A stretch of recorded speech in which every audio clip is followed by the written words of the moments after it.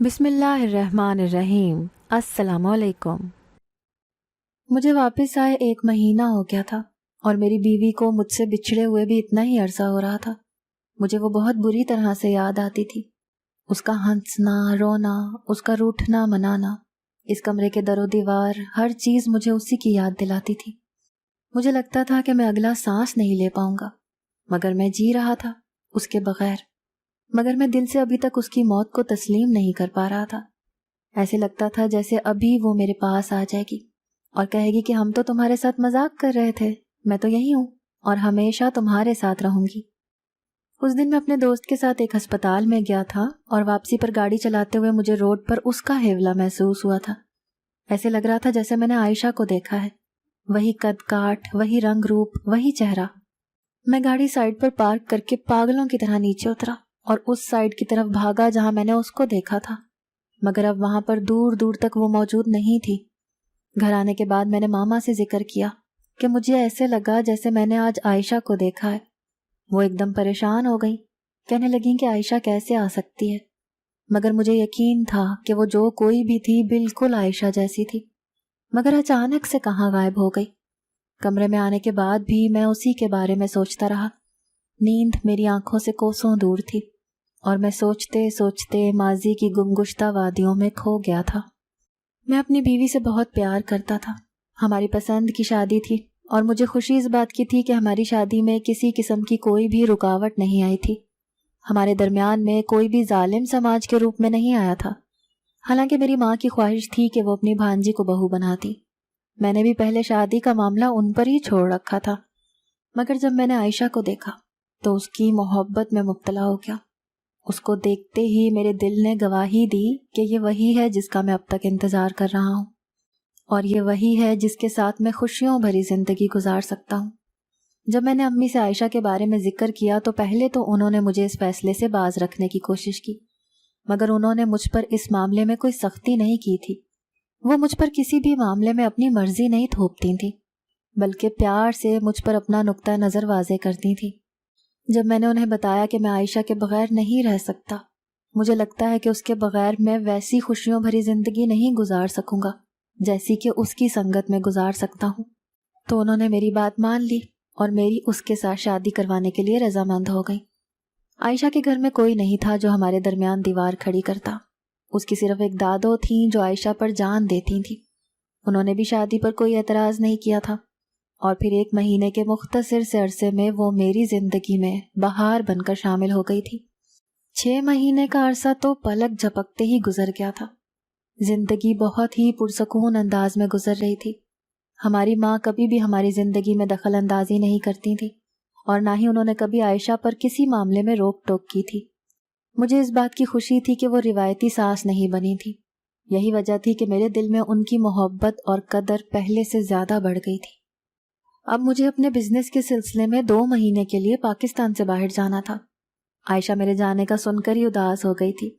میں نے اسے تسلی دی اور کہا کہ یہ 2 مہینے کا عرصہ پلک جھپکنے سے پہلے گزر جائے گا اور میں تمہیں روزانہ فون کیا کروں گا۔ ایسے ہی ہزاروں طریقے سے بہلا کر میں وہاں سے آیا تھا، مگر یہاں آتے ہی میں اس قدر مصروف ہو گیا کام میں، اس قدر محو ہو گیا کہ میں اپنا وعدہ بھول گیا۔ ہیلو ہائے اور سلام دعا کے بعد میں کسی سے زیادہ بات ہی نہیں کر سکتا تھا۔ عائشہ میرے دل میں رہتی تھی، وہ میری محبوب بیوی تھی، ہر وقت اس کا خیال مجھے ستاتا تھا، مگر میں اس کے ساتھ بات کرنے کے لیے وقت نہیں نکال سکتا تھا۔ 1 ہفتے کے بعد میری اس سے تفصیلی بات ہوئی اور تھوڑی دیر کے بعد مجھے اندازہ ہو گیا کہ وہ بہت اداس اور پریشان ہے۔ میں نے اس کی اداسی کو اپنی جدائی کا سبب سمجھا تھا۔ پھر مجھے خود پر افسوس ہونے لگا کہ میں اس کے ساتھ بات کیوں نہیں کرتا تھا، جانتا بھی تھا کہ وہ میرے بغیر اداس ہو جاتی تھی۔ اب میں نے خود سے وعدہ کیا تھا کہ مجھے کتنے ہی ضروری کام کیوں نہ ہو، میں روزانہ اس کو فون کیا کروں گا، مگر ہر بار کی طرح یہ عہد بھی ٹوٹ گیا اور میں ہفتے میں 1 آدھ بار ہی اس سے بات کر سکتا تھا۔ جب بھی میں بات کرتا وہ بڑے شکوے بھرے انداز میں مجھ سے شکایتیں کرنے لگتی کہ میں اسے وہاں سے جاتے ہی بھول گیا ہوں۔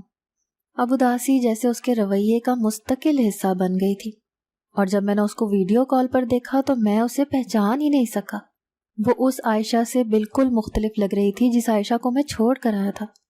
اس کی آنکھوں کے نیچے ہلکے پڑے ہوئے تھے، رنگت زرد پڑ رہی تھی، ایسے لگ رہا تھا وہ بہت ڈری ڈری سی اور پریشان ہو۔ میں نے اسے بارہا پوچھا کہ اس کی پریشانی کا کیا سبب ہے۔ اس کی آنکھیں نم ہو گئیں اور نفی میں سر ہلاتے ہوئے کہنے لگی کہ یہ آپ کا وہم ہے، میں نے کیوں پریشان ہونا ہے۔ اس کے بعد میری جب بھی اس کے ساتھ بات ہوتی تھی مجھے یہی لگتا تھا کہ وہ مجھ سے کچھ کہنا چاہ رہی ہے مگر کہہ نہیں پا رہی۔ میں جانتا تھا کہ میری امی بہت اچھی ہیں اور اس کا بہت خیال رکھتی ہیں، اس کو کم از کم میری امی کی طرف سے کوئی مسئلہ نہیں تھا۔ تو پھر مسئلہ کیا تھا؟ اسے کیا بات پریشان کر رہی تھی؟ کون سی ایسی چیز تھی جو اس کو تکلیف دے رہی تھی اور وہ مجھ سے بیان نہیں کر پا رہی تھی؟ دیکھتے ہی دیکھتے 2 مہینے کا عرصہ گزر چکا تھا اور میری پچھلے 2 ہفتے سے عائشہ سے بالکل بات نہیں ہوئی تھی۔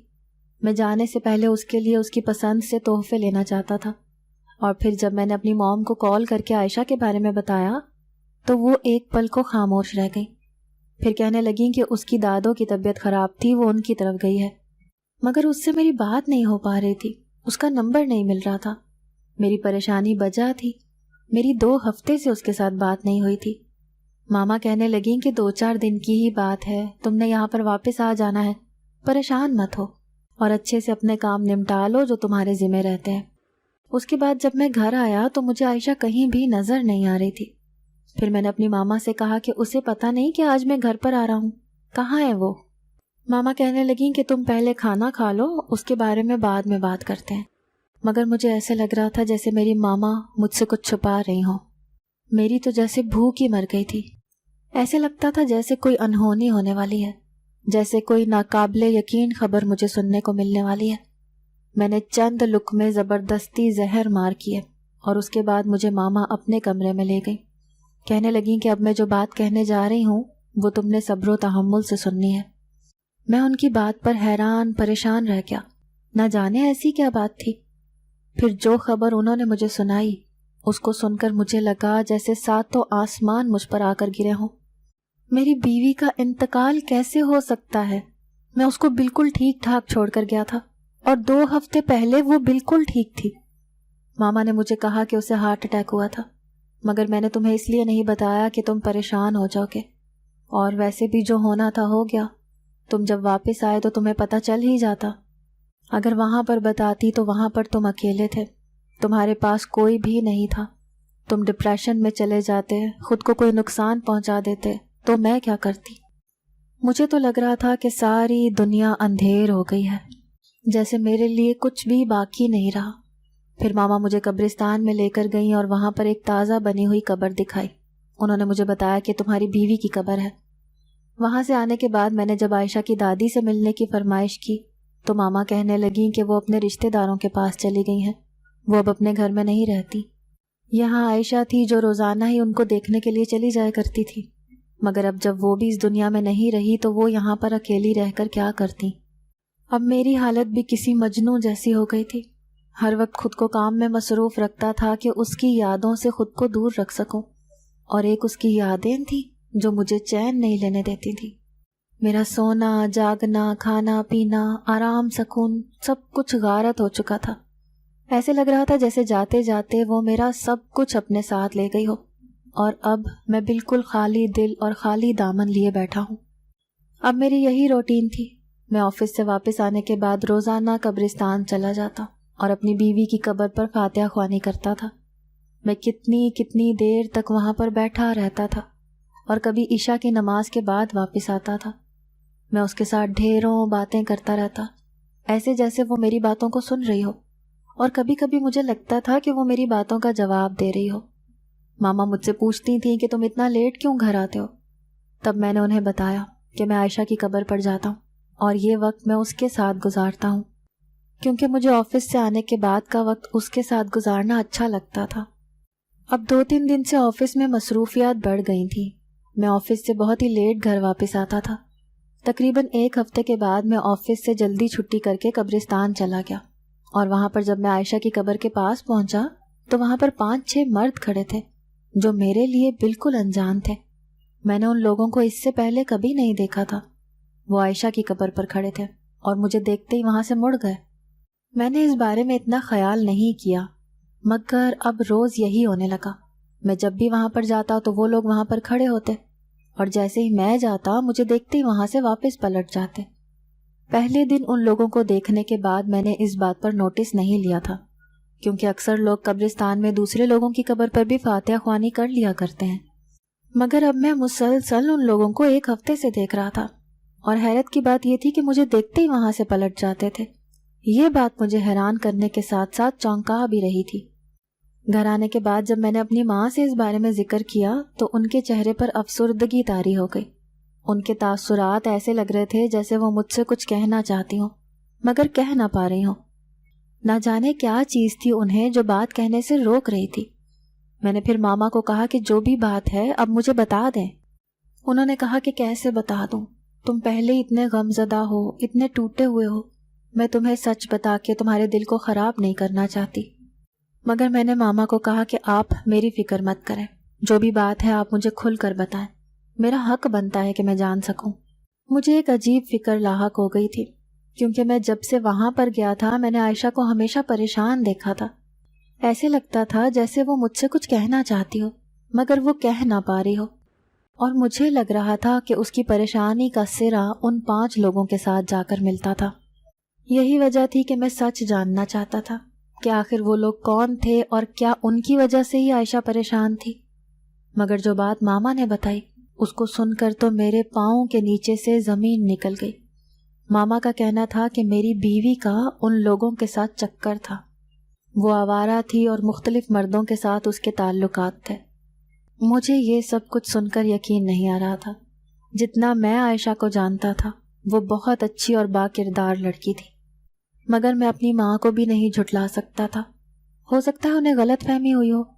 میں نے ماما سے پوچھا کہ آپ کو ایسا کیوں لگا، تو وہ کہنے لگیں کہ میں نے اسے کئی بار فون پر مردوں کے ساتھ نازیبا باتیں کرتے ہوئے دیکھا تھا، اور ایک بار اسے میں نے نازیبا حالت میں کسی کے ساتھ ویڈیو کال کرتے دیکھا تھا، اور ایک بار تو حد ہی ہو گئی تھی، رات کو میرے سونے کے بعد اس نے کسی کو گھر پر بلا لیا تھا۔ آدھی رات کو میری آنکھ کھلی، میرا اپنے کمرے میں دل گھبرا رہا تھا۔ جب میں باہر آئی تو تمہاری بیوی کے کمرے سے کسی مرد کے باتیں کرنے کی آوازیں آ رہی تھیں، اور پھر جو منظر میں نے دیکھا وہ میرے پاؤں کے نیچے سے زمین نکال گیا تھا۔ میں تمہاری بیوی کے بارے میں سوچ بھی نہیں سکتی تھی کہ وہ ایسا کام کر سکتی ہے۔ جب میں نے اسے رنگے ہاتھوں پکڑ لیا تو وہ مجھ سے معافیاں مانگنے لگی۔ میرے پاؤں پڑ گئی کہ میرے شوہر کو یہ سب کچھ مت بتانا۔ تب میرا بھی دل پسیج گیا اور میں نے اسے یہ سوچ کر معاف کر دیا کہ خدا بھی تو اپنے بندوں کے بڑے سے بڑے گناہوں کو معاف کر دیتا ہے۔ میں تمہیں کبھی نہ بتاتی اگر اس کے بعد بھی وہ ٹھیک ہو جاتی، مگر اس کے بعد بھی اس کے معاشقے رکے نہیں تھے۔ کتنی ہی بار میں نے اس کو فون پر کسی کے ساتھ باتیں کرتے ہوئے دیکھا تھا، اور یہ سب کچھ میں تمہیں بتانا ہی چاہتی تھی۔ میں چاہتی تھی کہ جب تم یہاں پر آؤ تب میں تمہیں یہ سب کچھ بتاؤں گی، اور وہ اسی لیے پریشان رہتی تھی کیونکہ اس کی اصلیت میں جان گئی تھی۔ اسے یہ ڈر تھا کہ میں تمہیں کہیں یہ سب کچھ نہ بتا دوں۔ اس سے پہلے ہی اس کی موت واقع ہو گئی۔ پھر یہ سب باتیں میں نے اس کے ساتھ ہی دفنا دی۔ میں نہیں چاہتی تھی کہ تمہارا اپنی بیوی کی جانب سے دل خراب ہو، اور اب جب تم نے خود اپنی آنکھوں سے اس کی قبر پر غیر مردوں کا آنا جانا دیکھا ہے جنہوں نے اس کا پیچھا اس کے مرنے کے بعد بھی نہیں چھوڑا، یقیناً اس نے ان لوگوں کو بھی تمہاری طرح اپنے پیچھے مجنوں بنا رکھا ہوگا، جو وہ ابھی تک اس کے عشق میں اس حد تک پاگل ہو چکے ہیں کہ اس کی قبر پر شام تک بیٹھے رہتے ہیں۔ یہ سب باتیں میرے لیے نئی تھیں، میرے لیے انکشاف سے کم نہیں تھی۔ مجھے یقین نہیں آ رہا تھا، مگر مجھے اپنی ماں پر دنیا میں سب سے زیادہ یقین تھا۔ اگر وہ کہہ رہی تھیں تو وہ سچ ہی کہہ رہی تھی۔ مجھے اپنی بیوی سے گھن آنے لگی۔ اس نے آخر میرے ساتھ ایسا کیوں کیا؟ میری محبت کا تماشا بنا کر رکھ دیا، میری عزت کا جنازہ نکال دیا۔ آخر میں نے اس کے لیے کس چیز کی کمی چھوڑی تھی؟ بے تحاشا محبت کرتا تھا اس کے ساتھ، اس کی ہر بات مانتا تھا، ہر فرمائش پوری کرتا تھا۔ پھر کیا وجہ تھی جو وہ غیر مردوں کی جانب متوجہ ہو گئی تھی؟ اب میرا دل ہی نہیں کرتا تھا کہ میں اس کی قبر پر جاؤں، فاتحہ خوانی کروں۔ ماما میری دل جوئی کرنے کی پوری کوشش کرتی تھیں، میرا دل بہلانے کی، مجھے اس غم سے نکالنے کی اپنی پوری کوشش کرتی تھیں۔ اب مجھے واپس آئے ہوئے 2 مہینے کا عرصہ گزر چکا تھا۔ ماما کا کہنا تھا کہ مجھے زندگی کی طرف واپس لوٹ کر آ جانا چاہیے اور مجھے نئے سرے سے اپنی زندگی کو شروع کر لینا چاہیے، اور ان کی بھانجی ندرت کے ساتھ شادی کر لینی چاہیے۔ مگر میں اتنی جلدی اس کو بھلا نہیں سکتا تھا، اور نہ ہی میں کسی اور کے ساتھ اتنی جلدی شادی کر سکتا تھا۔ میں نے ماما سے اتنی جلدی شادی کرنے سے معذرت کر لی۔ ہر روز میں خود سے یہ سوال کرتا تھا کہ آخر اس نے میرے ساتھ بے وفائی کیوں کی تھی۔ میں اسی کے بارے میں سوچتا سوچتا سو گیا۔ رات کو میں نے ایک عجیب سا خواب دیکھا جس میں میری بیوی رو رہی تھی اور مجھ سے کہہ رہی تھی کہ ایک بار میری قبر کشائی کر کے دیکھو، میں بہت تکلیف میں ہوں، مجھے بچا لو، میری مدد کرو، تمہارے بغیر رہنا بہت مشکل ہے۔ میں ایک دم اٹھ کر بیٹھ گیا۔ میرا سانس دھونکنی کی طرح چل رہا تھا، ماتھے پر پسینے کے قطرے جھلملا رہے تھے۔ پہلے میں نے اپنا خواب نظر انداز کرنے کی کوشش کی، مگر پھر میں نے سوچا کہ ہو سکتا ہے کہ میرے لیے یہ میرے رب کی طرف سے اشارہ ہو۔ مجھے دیکھنا تو چاہیے کہ آخر اس قبر میں ایسا کیا ہے۔ اگلے دن آفس سے اٹھتے اٹھتے مجھے بہت دیر ہو گئی۔ جب میں قبرستان پہنچا تو ہر طرف اندھیرا پھیل چکا تھا۔ یہاں سے چند قدم دور ہی ایک نئی قبر بنائی گئی تھی اور اس کے ساتھ ہی کدال اور دیگر قبر کھودنے کا سامان موجود تھا۔ میں نے ارد گرد کسی کی موجودگی کا یقین کیا۔ میرے پاس کوئی بھی نہیں تھا اور شاید آج گورکن بھی چھٹی پر تھا۔ میرے لیے موقع اچھا تھا۔ میرا دل بری طرح سے گھبرا رہا تھا۔ جب میں نے قبر کی کھدائی شروع کی تو میرے دل نے کہا کہ مجھے یہ نہیں کرنا چاہیے۔ میرا دل مجھے روکنے کے لیے 100 تعویلیں دینے لگا، مگر میں اس کی ہر تعویل نظر انداز کرتا رہا۔ اور جب میں نے قبر کھودی اور اندر کا منظر دیکھا تو میں حیرت زدہ رہ گیا۔ وہ قبر تو بالکل خالی تھی، وہاں پر کچھ بھی نہیں تھا۔ میں حیرت زدہ رہ گیا۔ تو میری بیوی کی لاش کہاں تھی؟ میری ماں نے کہا تھا کہ میری بیوی کی قبر ہے اور اس پر تختی بھی عائشہ کے نام کی لگی ہوئی تھی۔ میرا ذہن بری طرح سے چکرا رہا تھا۔ میں کچھ بھی سمجھ نہیں پا رہا تھا کہ یہ کیا ہو رہا ہے، ایسا کیسے ہو سکتا تھا۔ اس کا تو ایک ہی مطلب نکلتا تھا کہ کوئی میری بیوی کی لاش کو یہاں سے نکال کر لے گیا تھا، یا پھر اسے یہاں پر دفن ہی نہیں کیا گیا۔ کتنے ہی سوال تھے جو میرے دماغ میں چکرا رہے تھے۔ اب مجھے کسی پر بھی یقین نہیں رہا تھا۔ ایسے لگتا تھا جیسے ساری دنیا مجھ سے جھوٹ بول رہی ہو، اور اس دن جو میں نے دیکھا تھا اسے میں نے اپنا وہم سمجھا تھا۔ مجھے لگا تھا میں نے عائشہ کو دیکھا ہے، مگر میری ماں نے کہا کہ وہ کوئی اور لڑکی ہوگی، تم عائشہ کو کیسے دیکھ سکتے ہو؟ اور اب تو میں اپنی ماں کے حوالے سے بھی مشکوک ہو گیا تھا۔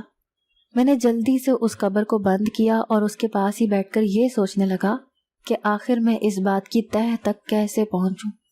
کچھ تو ایسا تھا جو سامنے تھا مگر مجھے نظر نہیں آ رہا تھا۔ میں گھر پر نہیں تھا اور میری غیر موجودگی میں میری بیوی کا انتقال ہو گیا، اور میری ماں نے مجھے خبر بھی نہیں کی۔ اور جس قبر کے بارے میں مجھے کہا گیا کہ عائشہ کی قبر ہے، وہ اس میں موجود ہی نہیں تھی۔ یہ سارا گورکھ دھندا میری سمجھ سے باہر تھا۔ سب سے پہلے تو مجھے اس گورکن کو پکڑنا تھا، وہی سچ اگل سکتا تھا، اور اس وقت گورکن یہاں پر موجود نہیں تھا۔ جب میں گھر گیا تو میری ماں نے مجھ سے بہت پیار سے بات کی، مگر آج مجھے ان سے بھی بات کرنے کا دل نہیں کر رہا تھا۔ ایسا لگنے لگا تھا جیسے میری زندگی نہیں بلکہ شطرنج کی بساط ہے، جہاں پر ہر کسی نے اپنی مرضی سے مہرے رکھے ہوئے ہیں اور مجھے بھی کوئی اپنی مرضی سے ہی چلا رہا ہے۔ اگلے دن جب میں قبرستان گیا تو میں گورکن کو دیکھ کر حیران رہ گیا۔ اس کی جگہ ایک نیا گورکن آ گیا تھا، تو وہ کہاں تھا؟ اس گورکن نے کہا کہ وہ نوکری چھوڑ کر چلا گیا ہے اور اب میں اس کی جگہ پر آ گیا ہوں۔ میں نے بہت مشکل سے اس کا پتہ ڈھونڈا اور اس تک پہنچ گیا۔ جب میں اس کے گھر میں گیا تو مجھے دیکھ کے وہ ڈر گیا اور وہاں سے بھاگنے لگا، مگر میں نے اسے پکڑ لیا اور اس سے کہا کہ مجھے سچ سچ بتاؤ، تمہارا بھاگنا یہ ثابت کر رہا ہے کہ تم چور ہو۔ اور پھر اس نے جو کچھ مجھے بتایا اسے سن کر میرے پاؤں کے نیچے سے زمین نکل گئی۔ میں مرے مرے قدموں سے گھر واپس آیا۔ مجھے یقین نہیں آ رہا تھا کہ میرے ساتھ جو کچھ ہوا تھا وہ حقیقت تھی یا ایک بھیانک خواب تھا۔ آخر کو وہ ایسا کیسے کر سکتی تھی؟ وہ جانتی تھی کہ میں اسے بے تحاشا محبت کرتا ہوں اور میرے لیے اس کے بغیر رہنا ناممکن ہے، تو انہوں نے یہ سب کچھ کیسے کر لیا؟ گھر آنے کے بعد میرا ان سے سامنا کرنے کا دل نہیں کر رہا تھا۔ میں اپنے کمرے میں جانے لگا جب انہوں نے مجھے بازو سے پکڑ کر روک لیا اور میرا چہرہ اپنی جانب موڑ کر کہنے لگی کہ کیا بات ہے، اپنی ماں سے کیوں ناراض رہنے لگے ہو؟ ماں سے بھی بھلا کوئی ناراض ہوتا ہے؟ اب میری ساری برداشت جواب دے گئی تھی۔ میں نے ان سے کہا کہ آپ نے ایسا کیوں کیا؟ میرے انداز میں، میری آنکھوں میں، میرے چہرے پر کچھ ایسا تھا جسے دیکھ کر ان کا چہرہ لٹھے کی مانند سفید ہو گیا۔ انہوں نے مجھے ٹالنے کی بہت کوشش کی، مگر میں اب ٹلنے والا نہیں تھا، کیونکہ میں اب حقیقت تک پہنچ گیا تھا۔ پھر وہ ہارے ہوئے جواری کی طرح بیٹھ گئی اور کہنے لگیں کہ وہ مجھے اچھی نہیں لگتی تھی۔ میں نے ہمیشہ سے ہی اپنی بھانجی کو تمہاری بیوی کے روپ میں دیکھا تھا، اسے ہمیشہ اپنی بہو سمجھا تھا، مگر تم نے میری بات کو کوئی اہمیت نہیں دی، تم نے اس کے ساتھ شادی کر لی۔ تم اس کے سامنے مجھے بھول جایا کرتے تھے، تم اس کو مجھ سے زیادہ اہمیت دیتے تھے، اور یہ بات مجھ سے برداشت نہیں ہوتی تھی۔ اور جب تم یہاں سے چلے گئے تو پھر میں نے اسے بلیک میل کرنا شروع کر دیا، اس سے کہا کہ وہ تمہاری زندگی سے چلی جائے، اور پھر میں نے کچھ فیک ویڈیو ایڈیٹنگ سے اس کی ایسی تصویریں بنا لی جنہیں دیکھ کر وہ شرم سے پانی پانی ہو گئی، مگر پھر بھی وہ تمہاری زندگی سے نکلنے کے لیے رضامند نہیں تھی۔ پھر مجبوراً مجھے اس کی دادی کا استعمال کرنا پڑا، انہیں میں نے بہت بری طرح سے دھمکایا، اور پھر وہ اسے یہاں سے لے کر جانے کے لیے رضامند ہو گئی۔ میں نے کرب سے آنکھیں موند لیں، مگر کہیں یہ بھی اطمینان تھا کہ وہ زندہ تھی، اور اگلے ہی دن صبح ہی صبح میں اس کے پاس پہنچ گیا۔ میں اس کو دیکھ کے پہچان بھی نہیں سکا، وہ اس قدر کمزور ہو چکی تھی، اور میرے غم نے مجھے بہت زیادہ نڈھال کر دیا تھا۔ تب ہم دونوں بہت زیادہ روئے۔ میں نے جب اسے واپس لانے کی بات کی تو وہ بہت زیادہ خوف زدہ تھی، وہ میری ماں سے بہت زیادہ ڈرنے لگی تھی، مگر میں اسے لے کر پھر ایک الگ گھر میں شفٹ ہو گیا۔ میں جانتا تھا کہ اس کی ذہنی حالت کیسی ہے، اور میں اس پر کوئی دباؤ نہیں ڈال سکتا تھا۔ میں روزانہ اپنی ماں سے ملنے کے لیے جاتا تھا۔ میری کوشش تھی کہ میں اپنا دل ان کی طرف سے صاف کر لوں، اور مجھے امید تھی کہ وقت گزرنے کے ساتھ ساتھ میں ان کی اس زیادتی کو بھول جاؤں گا۔ اگر آپ کو آج کی ہماری کہانی پسند آئی ہے تو اسے لائک کیجیے اور اپنے پیاروں کے ساتھ شیئر کیجیے، اور ہاں، اگر ابھی تک آپ نے ہمارا چینل سبسکرائب نہیں کیا تو ضرور کیجیے۔ ملتے ہیں کل ایک نئی اور دلچسپ کہانی کے ساتھ، تب تک کے لیے اللہ حافظ۔